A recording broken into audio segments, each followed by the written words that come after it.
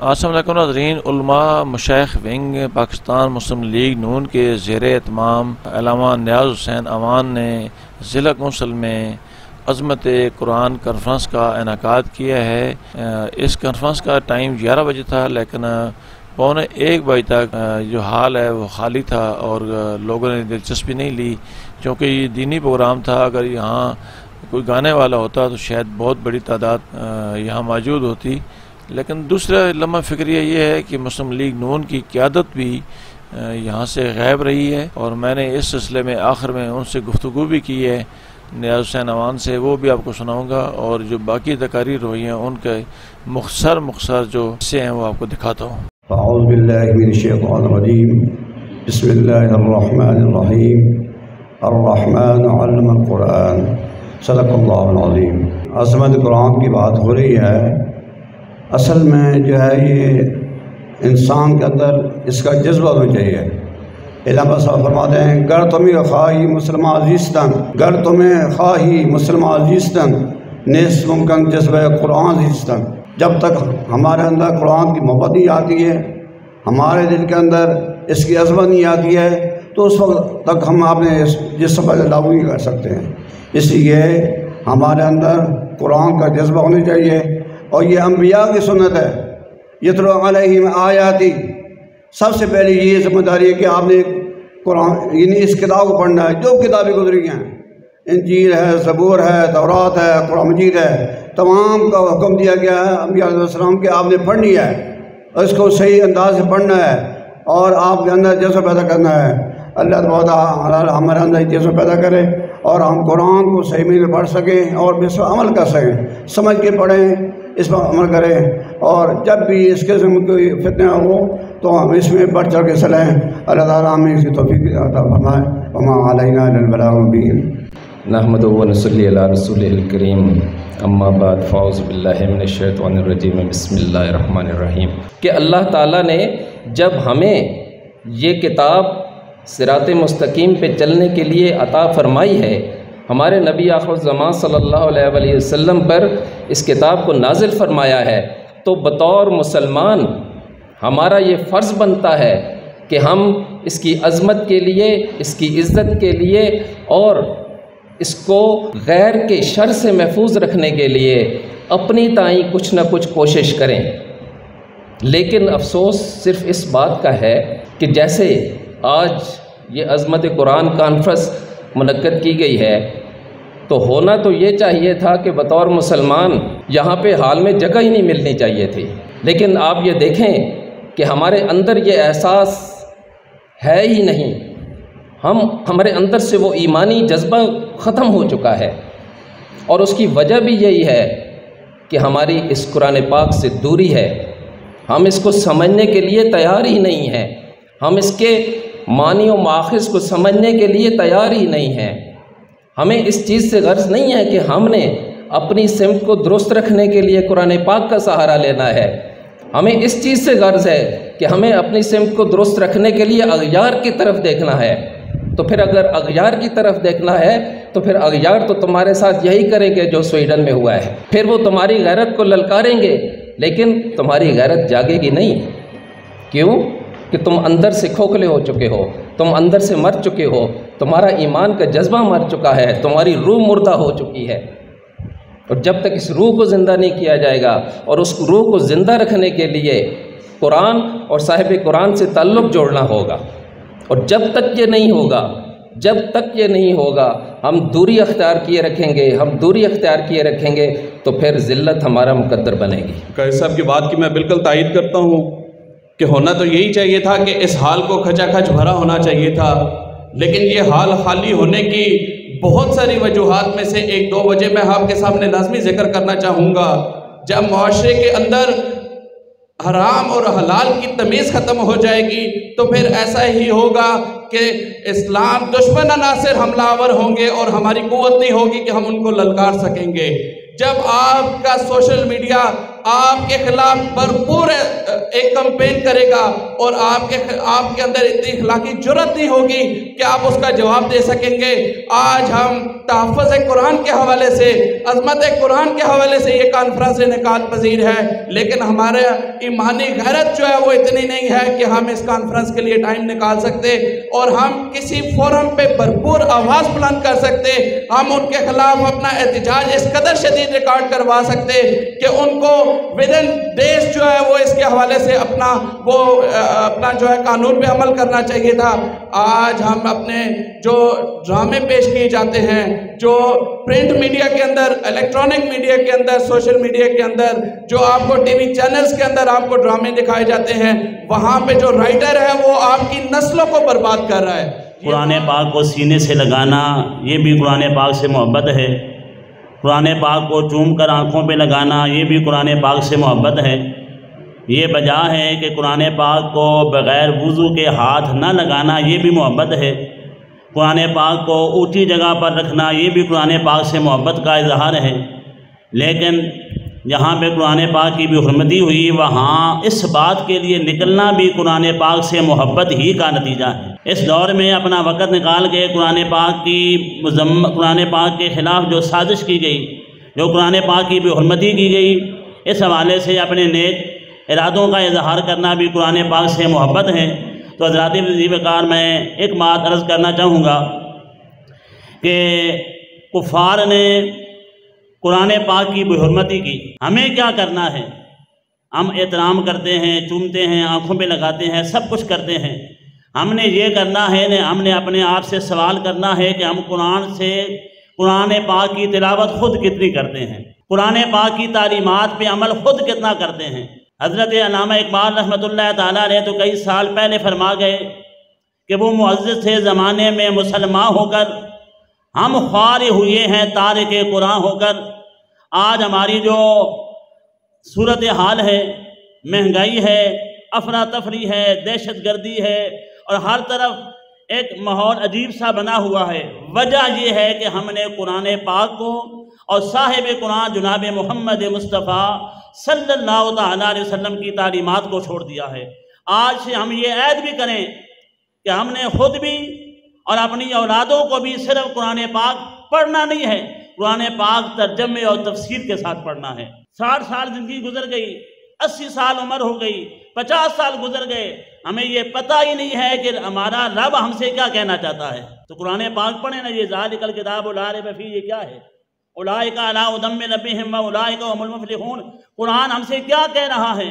کون لوگ کامیاب ہیں؟ اور یاد رکھیں کہ قرآن پاک ہی نے ہمیں یہ بتایا ہے کہ الا بذکر اللہ تطمئن القلوب، لوگوں تمہیں جو سکون کی دولت ہے وہ قرآن پاک کی تلاوت اور ذکر سے اللہ تبارک و تعالیٰ نصیب فرمائے گا۔ تو وہ معزز تھے زمانے میں، مسلمان ہو کر ہم خوارے ہوئے ہیں تارک قرآن ہو کر، اور ان کے ہم جو غلام تھے تو خلق کے پیشوا رہے، ان سے پھرے جہاں پھرا آئی کمی وقار میں۔ اللہ تبارک و تعالیٰ ہم سب کو قرآن و مجید پڑھنے کی، سمجھنے کی، پھر اس پر عمل پیدا ہونے کی توفیقات نصیب فرمائے، آمین یا رب العالمین۔ میں سمجھتا ہوں کہ یہ مغرب نے اپنا جو چہرہ تھا، جو اصل چہرہ ہے، اس کو بے نقاب کیا ہے، اور اللہ کے فضل و کرم سے قرآن کی حفاظت کا ذمہ خود رب کریم نے اٹھایا ہے، اور انشاءاللہ قیامت کی صبح تک قرآن حکیم اسی طرح زندہ اور جاوید اور تابندہ رہے گا۔ بسم اللہ الرحمن الرحیم۔ سویڈن نے عید کے دن جو قرآن جلایا ہے، وہ نہ صرف جو قرآن کی بے حرمتی کی ہے، نہ وہ قرآن جلایا نہیں ہے، وہ انہوں نے اربوں مسلمانوں کا دل آزاری کی، دل جلایا ہے۔ اور میں یہ بات کہتا ہوں کہ یہ لوگ ہمیشہ یہ کام کرتے ہیں، اور نہ صرف کرتے ہیں، کر کے اس کی تشہیر کرتے ہیں، پھر وہ یہ چیک کرتے ہیں، ٹیسٹر لگاتے ہیں کہ ہمارے اندر جذبہ ایمانی زندہ ہے یا ہم سو چکے ہیں، ورنہ وہ اس سے اگلا اقدام کریں۔ پہلے انہوں نے ڈنمارک کے کارٹون بنائے، ڈنمارک والوں نے کارٹون بنائے، اب انہوں نے قرآن چلایا۔ ہمیں اس کا جواب دینا ہوگا اور بھرپور دینا ہوگا، نہیں تو وہ اس سے اگلے سٹیپ پہ جائیں گے۔ میں کہتا ہوں حکومت وقت سے بھی مطالبہ کرتا ہوں کہ وہ ہمیں اس چیز کا قومی اسمبلی میں قرارداد پاس کرنے سے کچھ نہیں ہوگا۔ وزیر اعظم صاحب، اس کے خلاف ہمیں حکومتی سطح پر اس چیز کا نوٹس لینا ہوگا، ہمیں اس کا احتجاج کرنا ہوگا۔ میرے نبی کریم صلی اللہ علیہ وسلم جب طائف میں نکلتے تو پتھر کھاتے، سال ہر سال ان کا خون ان کی جوتیوں میں آ جاتا تھا اور کوئی مسلمان نہیں ہوتا تھا۔ جب انہوں نے ہمت نہیں ہاری، جب انہوں نے اپنی جدوجہد جاری رکھی تو یہ اسلام، یہ قرآن رہتی دنیا تک اب سپیریئر بن کے رہے گا انشاءاللہ۔ قرآن کو ضرورت نہیں کہ ہم اکٹھے ہوں، لیکن ہم اللہ اور اس کے رسول کی عدالت میں اپنا نام تو لکھوانے آ گئے ہیں کہ یا اللہ ہمارے اس نام کو قبول کر لے۔ ہم قرآن سے محبت کرتے ہیں، لیکن ہماری کیا جرت کہ ہم اس کی حفاظت کی بات کریں؟ اس کی حفاظت کا وعدہ تو اللہ کریم نے خود کیا ہوا ہے، یہ قراردادوں سے نہیں بنتا۔ حکومت عملی طور پر سفیر کو بھی ادھر سے نکالے، اور یہاں پہ حکومت کا یہ ذمہ داری ہے کہ ان کی مصنوعات کا بائیکاٹ کرے۔ حکومت کی یہ ذمہ داری ہے، چاہے میری حکومت ہے یا آپ کی ہے، انہیں باہر نکالے، اس کے سفیر کو، اس کے سفارت خانے کو تالا لگائے۔ یہ نہ ہو کہ لاکھوں مسلمان اسلام آباد آ کے اس کی اینٹ سے اینٹ بجا دیں۔ میرے نبی کا فرمان یہ بھی ہے کہ ایمان کی کم سے کم حالت یہ ہے، کم سے کم مومن کا درجہ یہ ہے کہ دل میں برا جانے۔ جس کی استطاعت قلم ہے وہ قلم سے لکھتا ہے، جس کو استطاعت دی بولنے کی وہ بولنے سے، بول کر مالک نے بولنے کا اختیار دیا ہے، حق دیا ہے، بول کر وہ اس کا اظہار کرتا ہے۔ جس کو طاقت کا دیا ہے وہ طاقت سے اظہار کرتا ہے۔ میرا اور آپ کا کام زبان کا تھا، میرے صحافی دوستوں کا کام قلم کا ہے، حضرات ذوالفقار حکومت وقت کا کام ہتھیار کا ہے۔ ہر ایک شخص اپنے حصے کا جواب آج بھی دے گا اور روز قیامت بھی دے گا۔ میں اپنے ملک پاکستان کے وزیر اعظم محترم شہباز شریف صاحب کا بھی یہاں پہ شکریہ ادا کرتا ہوں کہ انہوں نے قوم کو ایک پلیٹ فارم پہ اکٹھا کیا۔ یہاں پر انہوں نے پہلے کہا کہ کوئی سیاسی رنگ نہیں، کوئی مذہب، کوئی نسل، کوئی طریقہ، سب ایک ہو کر صرف قرآن کی عظمت کی خاطر، قرآن کی تقدس کی خاطر نکلیں۔ اور امت آج جس طرح نکلی، اگر ہم اپنی سیاسی معاملات کو پس پش ڈال کر اسلام اور اسلامی اشعار کے لیے اکٹھے ہو جائیں تو یہود و نعود اسی ٹائم تمہارے سامنے سر خط تسلیم خم کر لیں گے۔ صرف کل سے یہ واویلا ہوا اور سویڈن کا وزیر پہلے کہہ رہا ہے کہ ہم اس قانون بنانے لگے ہیں کہ قرآن کی بے حرمتی اب قانونی شکل اختیار کر دے گی کہ کوئی بھی اس کو اب اس کے بعد اس کی بے حرمتی نہیں کر سکے گا۔ لیکن حضرات ذوالفقار، ہم یہ سوچنے پہ مجبور ہیں بحیثیت قوم کہ ہم کس طرف جا رہے ہیں، ہماری ترجیحات کیا ہیں۔ یہ ملک وحید ملک ہے جو لا الہ الا اللہ محمد الرسول اللہ کے نام پر معرض وجود میں آیا، لیکن تب سے لے کر آج تک اس میں ہر وہ کام ہوا جو یہود و نعود کی مرضی تھی۔ آج تک اسلامی نظام متعارف کیوں نہ ہو سکا؟ آج تک ہم نے یہ کیوں نہ سوچا کہ ہمارے آباء و اجداد نے، ہماری ماؤں اور بہنوں اور بیٹیوں نے اپنے سروں کے تاج دیے، ماؤں نے اپنے بیٹے دیے، بیویوں نے اپنے شوہر دیے۔ عورتوں کی عصمت درزی کی گئی، کس لیے کی گئی تھی؟ کیا یہ چیز آج کشمیر میں بھی نہیں؟ وہاں کی عوام کھاتی پیتی سوتی نہیں؟ پاکستان بنانے کا مقصد کیا تھا کہ یہاں پر نظام چلے گا تو نظام مصطفیٰ کا چلے گا، یہاں پر بات ہوگی تو قرآن اور صاحب قرآن کی ہوگی، یہاں پر قانون بنے گا تو قرآن کے مطابق بنے گا۔ قانون تو دور کی بات ہے، ہم نے اس سے قرآن کے ساتھ کیا کیا ہے؟ ہم نے اس سے پڑھنے والوں کے ساتھ کیا کیا؟ حکومت وقت سے میں پوچھتا ہوں، آپ مجھے بتائیے، آپ کے بلوں میں پارلیمنٹ میں میڈیا کے لیے، آپ کے پارلیمنٹ میں بل تو پاس ہوتا ہے اور فحاشی اور عیانی کے لیے، فلموں کے لیے ٹیکس معاف ہوتا ہے، بتاؤ مساجد اور مدارس کے لیے حکومتوں نے کیا کیا؟ یہ حکومت نہیں، کسی حکومت کا بھی آپ اٹھا کے دیکھ لیں دور، کسی ایک حکومت نے مساجد اور مدارس سے صرف بجلی فری کی ہو تو مجھے بتا دیں۔ یہ کبھی نہیں ہو سکتا کہ ہم صرف میٹھا میٹھا ہپ اور کڑوا کڑوا تھو کریں۔ یہ نہیں ہو سکتا کہ کوئی بھی حکومت وقت ہو، چاہے میری حکومت بیٹھی ہو یا آپ کی بیٹھی ہو، آپ پچھلا ٹرنور کسی کا اٹھا کے دیکھ لیں، ہر جگہ پہ یہ ہوا گیا کہ یہود و نعود کی تو مانی گئی، وہاں پر رمل کو جیسی اور دوسری ڈانسر کو تو ایوارڈ دیے گئے، علماء اسلام کی خدمات کو کہاں سلام پیش کیا گیا، کہاں پر ان کو ایوارڈ دیے گئے؟ یہ ستم ظریفی سویڈن تو نہیں کرتا، یہ ستم ظریفی اٹلی اور دوسرے ممالک تو نہیں کرتے، یہ ظلم تو ہمارے ملک کی اشرافیہ کر رہی ہوتی ہے اسلام کے ساتھ۔ حضرات ذوالفقار، دکھ اس چیز کا ہے، آج اگر یہاں پر اس حال میں کنسرٹ ہوتا، گانے کی محفل ہوتی تو ہو سکتا ہے باہر بھی لوگ بیٹھے ہوتے، ہو سکتا ہے گلیوں میں بھی لوگ کھڑے ہوتے، لیکن دکھ اور المیہ کی بات یہ ہے کہ ہم نے کیا کیا؟ میرا کام تھا، میرا فرض تھا، میری ڈیوٹی تھی، مجھ سے پوچھا جائے گا کہ ایک منصب تھا جماعت کی طرف سے، تم نے اس کو کیسے اپنایا؟ میں رات 1 بجے تک ایک دوست کے گھر گیا، میں پرائیویٹ سکول ایسوسیشن کے پاس گیا، میں وکلاء کے پاس گیا، میں صحافی برادری کے پاس گیا، میں سیاسیوں کے پاس گیا، عوام اہل سنت کے پاس گیا۔ میری ڈیوٹی یہ تھی، مجھ سے یہ پوچھا جائے گا۔ الحمدللہ میرا ضمیر مطمئن ہے، میں نے اپنے رب کی رضا کے لیے یہ کام کما حقو کرنے کی کوشش کی۔ معنی نہیں رکھتی کہ کون آیا کون نہیں آیا، کیونکہ آتا ہے وہی جس سرکار بلاتے ہیں۔ یہ محفل کسی کے باپ کی ہے؟ مسجد میں آپ کسی کے اجازت سے جاتے ہیں؟ وہ تو خانہ خدا ہے، جب رب بلائے گا تو آپ جائیں گے۔ آپ کون ہوتے ہیں کہ میں نہیں جاتا؟ اور نیکی کی محفل، پاکیزہ محفل آپ کے اور میرے بس کی بات ہی نہیں ہے۔ یہ تو رحمان کے بلائے ہوئے بندے ہوتے ہیں، خالق کائنات انہیں چن لیتا ہے، ہر ایک بس کے آدمی کی بات نہیں ہوتی۔ یہاں بیٹھ کے سٹیج پہ میں اور آپ باتیں کر کے کیا بگاڑ لیں گے سویڈن کا؟ میرا اور آپ کا کام یہی ہے کہ ہم بول سکتے ہیں، صحافی کا کام ہے لکھ سکتا ہے۔ جب تک حکومتیں OIC جو ہماری اسلامی ممالک کی بنائی گئی، وہ تو خود ان کی ایجنٹ ہے، وہ خود سارے بغیرت بیٹھے ہوئے ہیں۔ جب تک آپ کی OIC یہ ایک پلیٹ فارم پہ نہیں آتی، اسلام کے لیے کھڑی نہیں ہوتی، کچھ بھی نہیں ہوگا ان قراردادوں سے، کچھ بھی نہیں ہوگا ان جلسوں تقریروں سے۔ آج امت کو ضرورت ہے، صرف پاکستان نہیں، تمام 57 اسلامی ممالک کے وزراء اکٹھے ہو جائیں۔ آج آپ معاشی بائیکاٹ کریں، گھنٹے بعد اس کی تمام سوزش ہے کتنا سا، گھنٹے بعد وہ زمین بوش ہو جائے گا۔ اس کو تیل کون دیتا ہے؟ سعودیہ دیتا ہے، امارات دیتا ہے۔ آپ ان چیزوں پر پابندی لگائیں، دوسرے دن وہ آپ کے قدموں میں آ کے گر جائے گا۔ لیکن یہ کرے گا کون؟ یہ میں اور آپ کر سکتے ہیں؟ نہیں۔ مجھ سے قیامت والے دن یہ پوچھا بھی نہیں جائے گا، سلیم صاحب سے نہیں پوچھا جائے گا، رحمت سے نہیں پوچھا جائے گا، علماء سے نہیں پوچھا جائے گا، یہ ان حکمرانوں سے پوچھا جائے گا جنہیں صدارت کی کرسی دی جاتی ہے، جنہیں وزارت کی کرسی دی جاتی ہے، جو قانون ساز ہیں، جو قانون بناتے ہیں۔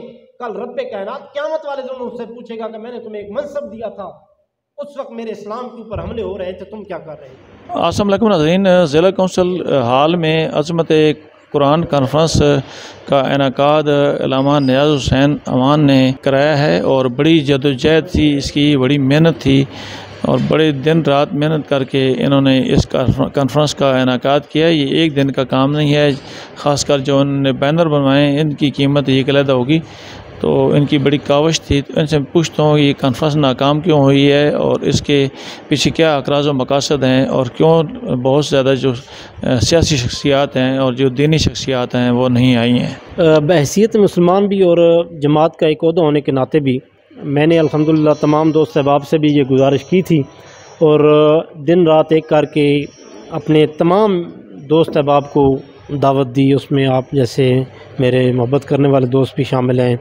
اس میں میڈیا، صحافت، private school association, lawyer wings ہے، فخرزاد صاحب ہیں ہمارے وکیلوں کے صدر ہیں جو پریزیڈنٹ ہے اس ٹائم پہ، ان کو بھی دعوت دی۔ اس کے علاوہ میں نے باقی جو سول سوسائٹی، انجمن تاجران، سیرت کمیٹی کے صدر کو بھی دعوت دی، یعنی ہر ایک آدمی کے پاس میں انفرادی طور پر خود گیا۔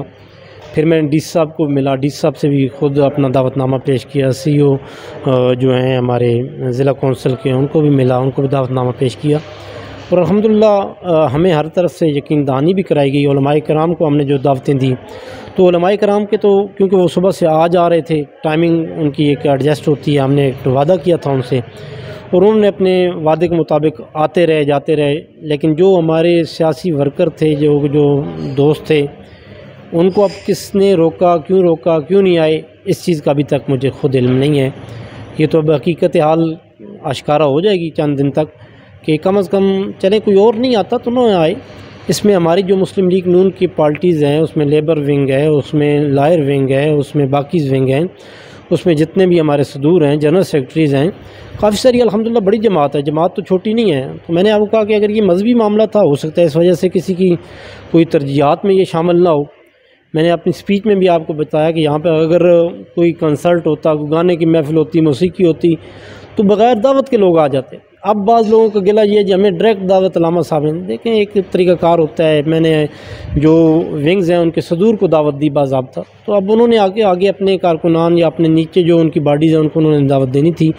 میرا خیال ہے وہاں تک صحیح میسج نہیں پہنچ سکا۔ جس وجہ سے لوگوں نے اپنی ناراضگی کا اظہار کیا، لیکن چلیں ہم نے تو اللہ کی رضا کے لیے کام کیا، مجھے کوئی اس سے فرق نہیں پڑتا، اور جماعت کا حکم تھا، امیر شہباز شریف صاحب کا حکم تھا کہ آپ نے یہ کرنا ہے، ہم نے ضلع کی سطح پر پورے پنجاب میں یہ کام کیا، ایک صرف میرے ضلع میں نہیں ہوا، بلکہ جو ہماری علماء مشائخ صوبہ پنجاب کے صدر ہیں مفتی انتخاب احمد نوری صاحب اور جنرل سیکرٹری حافظ امجد صاحب، صاحبزادہ محمد امجد صاحب، ان کی ہدایات کی روشنی میں ہم نے یہ ساری ترتیب پروگرام دیے تھے۔ الحمدللہ ہم نے کوشش کی ہے، اللہ تعالیٰ اس کو ہی قبول کروا لے، ہمارے لیے یہی غنیمت ہوگا، باقی تو یہ کوئی معنی نہیں رکھتا کون آیا کون نہیں گیا۔ مسلم لیگ نون کی مرکزی اور صوبائی قیادت بھی یہاں نظر نہیں آئی، اس کی اسباب کیا ہے؟ سر میں گیا تھا، دیکھیں یہ مرکزی قیادت جو مقامی یہاں پہ ہیں ان کے حکم پہ ہی ہمیں یہ ضلع حال ملا ہے۔ آپ کو پتہ ہے اس کے ویسے چارجز ہیں، لیکن حکومتی پروگرام ہو تو اس کے لیے ظاہر ہے ایک اجازت درکار ہوتی ہے، وہ ڈی سی صاحب نے دی، شیخ افتاب صاحب نے کال کی، کل پھر میں ملا، باضابطہ تھا معاملات، لیکن اب یہ مجھے نہیں علم کہ وہ کیوں نہیں دوست تشریف لائے۔ شیخ ناصر صاحب کے پاس میں کل اسپیشل گیا، انہیں بھی دعوت دی، تو اب یہ تو وہی بتا سکتے ہیں کہ ان کی کیا وجوہات ہیں یا وہ کیا چاہتے ہیں۔ ہم نے تو ایک پارٹی کے ڈسپلن کو مد نظر رکھتے ہوئے تمام کام اسی طرح کیا جو پارٹی کے رولز سے، باقی اب اللہ بہتر جانتا ہے یا وہ لوگ خود بہتر جانتے ہیں۔ ناظرین، آپ کو عظمت قرآن کانفرنس بھی دکھائی ہے، اور آخر میں علامہ نیاز حسین امان صاحب نے جو ساری تفصیل بتائی ہے، وجوہات بتائی ہیں، وہ بھی آپ تک پہنچائی ہیں۔ اسی کے ساتھ مجھے اٹک ٹوڈے نیوز کو ضلع کونسل کے حال سے اجازت دیجیے۔ اللہ تعالی ہم سب کا حامی ناصر ہو۔ اللہ حافظ جی۔